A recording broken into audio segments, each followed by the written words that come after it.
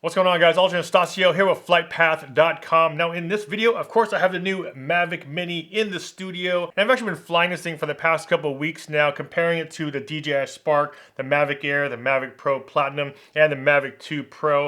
And I've been compiling a list of all the things I'm learning from it. So in this video, I want to go through all those things that I think you might want to know before you buy the Mavic Mini.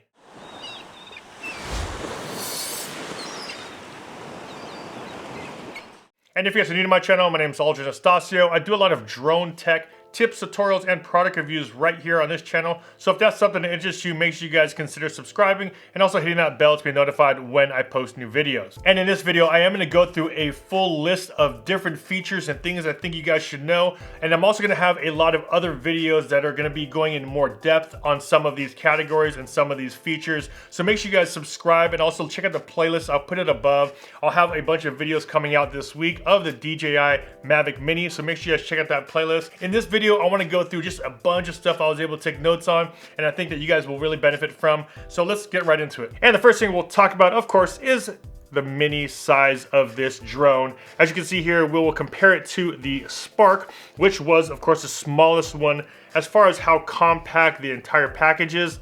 And as you can see here, side by side, when this is folded up, it is actually way smaller than the actual Spark itself because of the fact you can't fold these arms down. You can see that it just sits right there on top. You can see the arms stick out of the Spark and you can't fold those in. But what's nice about the Mavic Mini is that when you open it up, it actually has the same footprint size-wise as the DJI Mavic Air. When it's opened up, it actually has about the exact same size of the Mavic Air as far as propeller to propeller. So I'll make sure all the specs, of course, are gonna be down below and put all the accurate numbers down there. But if you put these right on top of each other, they are actually about the same wingspan, which is good to know because then you have a little bit more surface area. And as far as handling the wind, I was very surprised on how well this thing handled the wind. And here is the front of the two. This is the Mini and of course the Platinum. And then here's the top view. I mean, super, super small.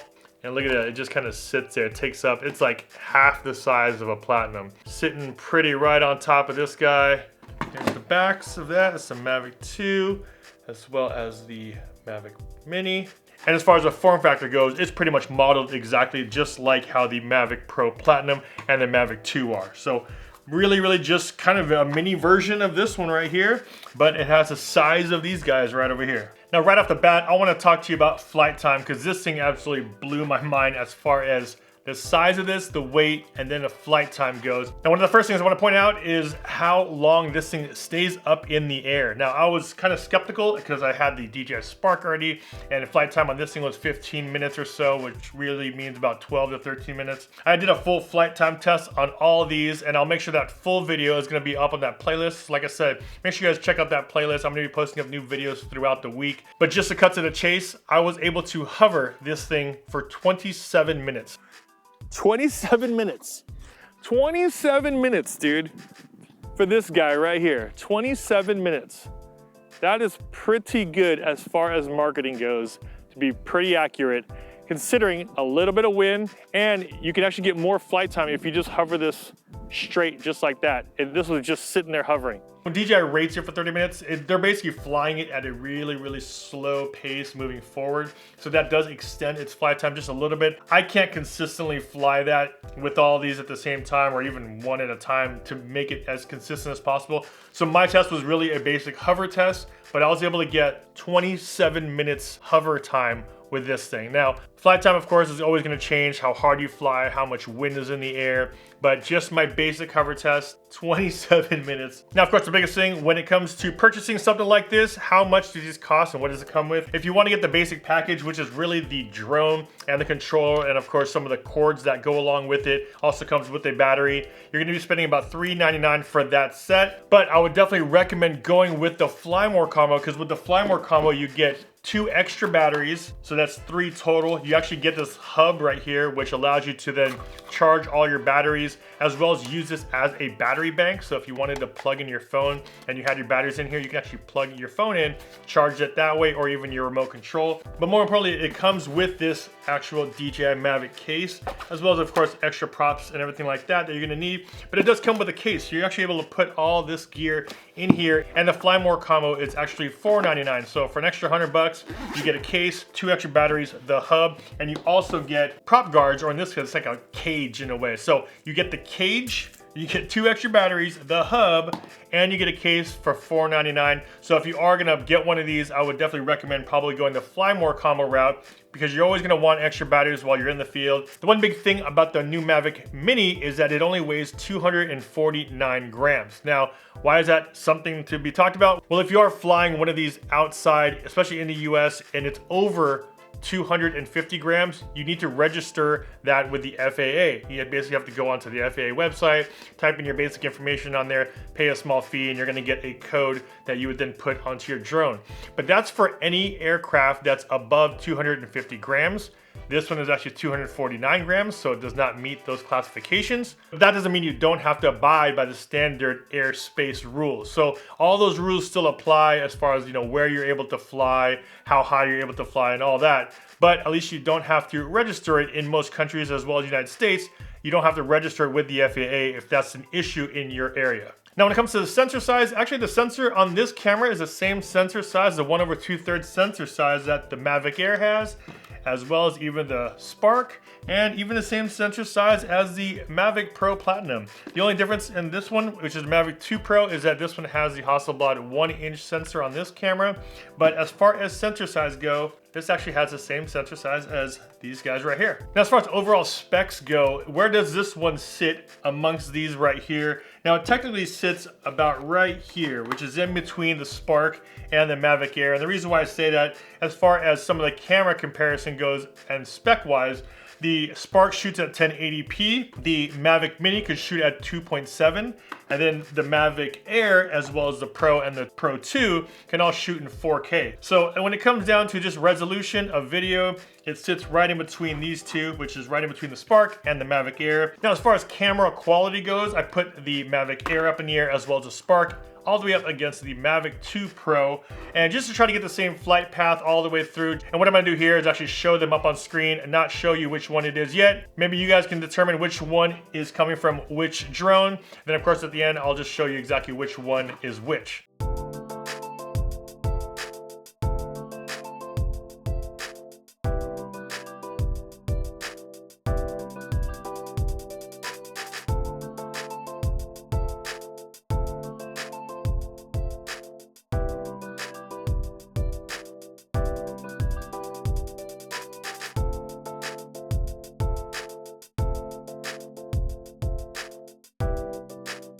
Excited that they were able to squeeze in the 3-axis gimbal on here. That was one of the biggest complaints, of course, when people bought the Spark. It only had a 2-axis gimbal.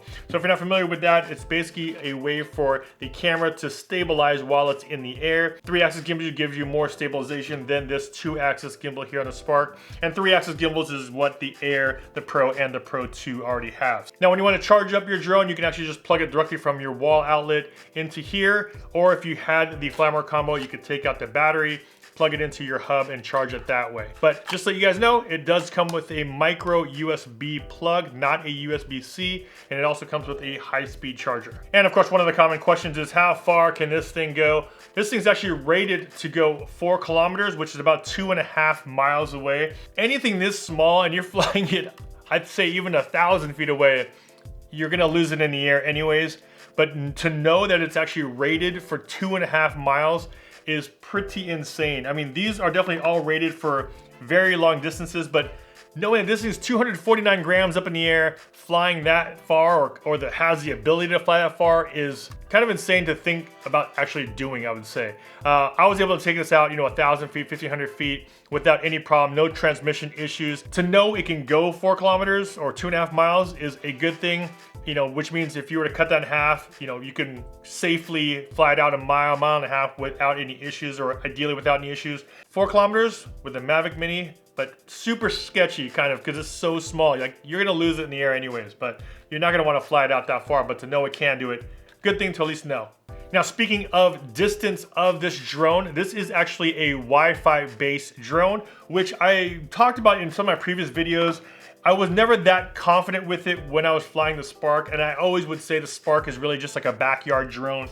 They enhanced it a lot with the Mavic Air, so I was a lot more comfortable flying it at distances. With the Mavic Mini, for some reason, I don't know what they enhanced on it at this point, but I confidently threw it out really far away. And when I say really far away, 500,000 feet, 1,500 feet, and I didn't really hesitate like I would have with one of these. You know, there's always a limitation to it, but definitely a lot more confident flying this one compared to something like the Spark. And just to take a quick break, if you guys are getting some value from this video, a big like would be very much appreciated. It would really help out the channel. And speaking of transmission, one thing I was really hoping for was the ability to use something like my smart controller with the Mavic Mini. Unfortunately, the smart controller only works on systems with OcuSync 2 technology. As of right now, it'll only work with the Mavic 2 lineup, the Mavic 2 Zoom Enterprise, as well as the Mavic 2 Pro. It would have been really nice to use the smart controller with the Mini, but unfortunately, this is on Wi-Fi transmission. This is on the OcuSync 2 technology transmission. So you're not able to use your controller, unfortunately, with the Mavic Mini. Also, in photo mode, you're actually able to do standard JPEG photos and also do a timed one. So if you want this thing to be in the air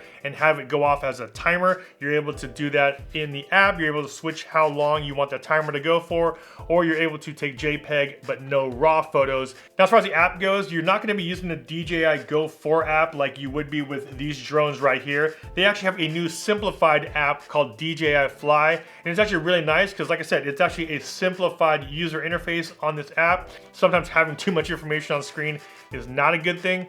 So they have a really new simplified user interface and new app for the DJI Mini. Now, when I first saw the body of the DJI Mini, I thought, oh man, we also have sensors and things like that, because it's very similar to how the front is on, especially like this right here, the Mavic Pro. It kind of felt like it was exact same.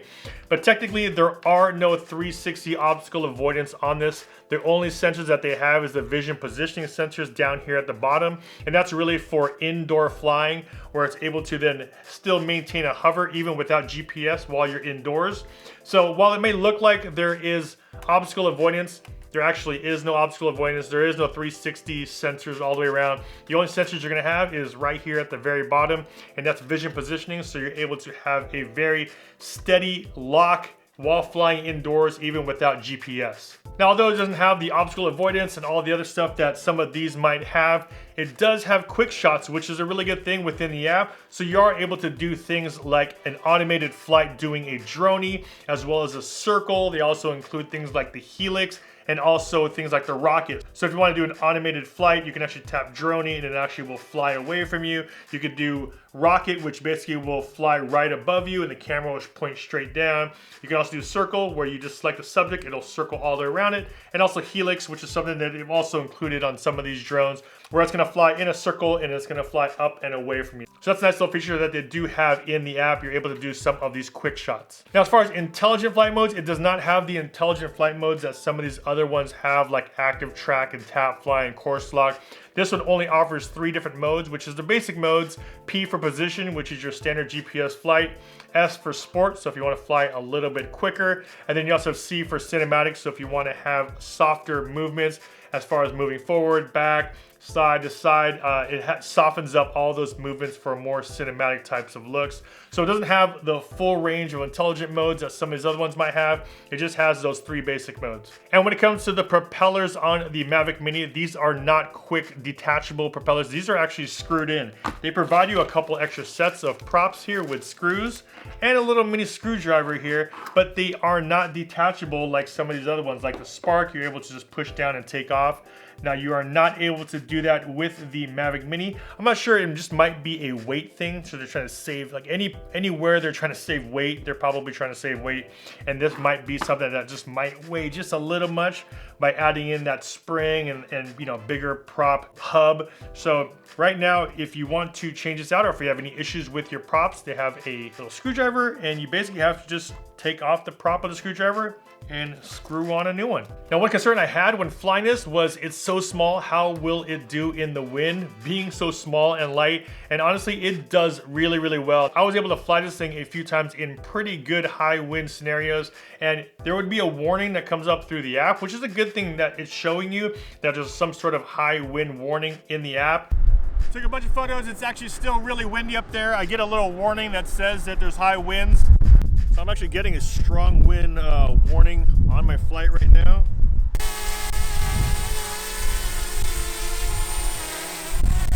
But other than that, it's still maintained hover. You can see it kind of, fighting the wind a little bit. I was still able to fly it out 1,000 feet away and not worry about it too much. I was able to still see through my app and see how stable the footage was. But yes, this thing does handle wind pretty well. Now, of course, if you want something a lot more stable in higher winds, you're gonna want something a little bit bigger that has some weight in the air.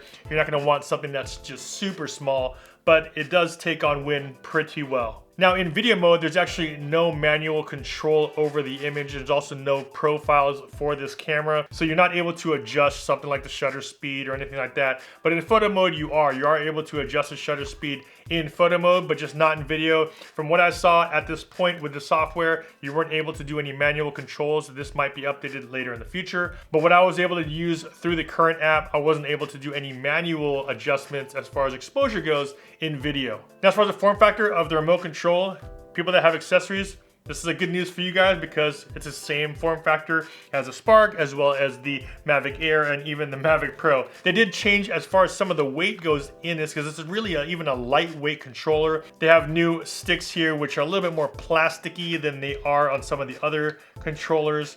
But other than that, everything is the same. There is no screen, and also there is no shortcut buttons here. There's no C1 and C2 on the back. All you really have is a standard go to home. You have the power. You of course have your sticks here, which you can still put underneath here to store them. And on the back, you don't have your C1 and C2 buttons. You still have your triggers here for photo as well as for video, phone holder. And if you guys are wondering what type of accessories are available for this remote control, make sure you guys check out my playlist above. I'm gonna have more videos up there this week about some of the things that you can use with this remote control, as well as some other creative things you can do with the Mavic Mini. Now, if you wanna get creative with your Mavic Mini, they actually have this thing called a DIY creative kit, which is really cool. And I was actually able to meet up with one of my friends who's a local, well-known graffiti artist here in San Diego.